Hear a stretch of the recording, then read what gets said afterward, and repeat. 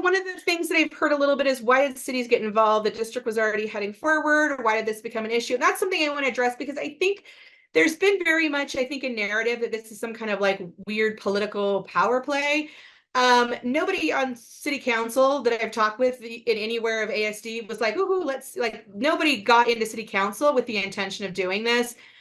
Cities were watching very, very closely, and there was significant concern about what had happened with the bond vote in 2022.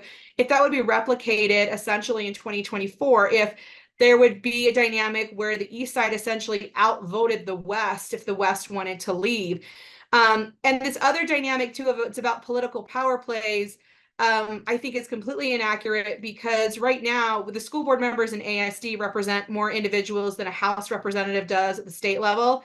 And as a school board member, you're still one vote out of seven, regardless of what your board configuration is, and how big the district is, you're still one voice out of seven.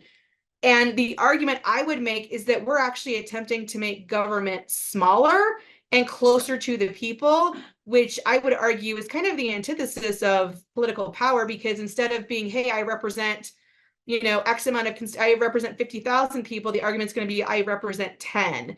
So I would actually argue that this is a reduction in political power, not a political power grab. And I have to say, just speaking for my interaction with city council members and mayors, not only in the areas that I represent, but across the district, I have been insanely impressed about their level of care.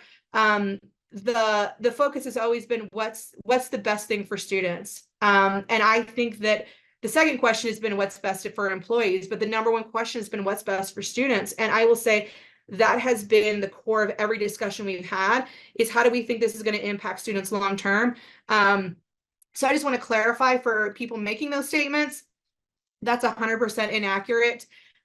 This is not about political power plays or anything like that. It's about what's best for all of the students of Alpine School District long term, not just students today and tomorrow, but for a generation of kids to come.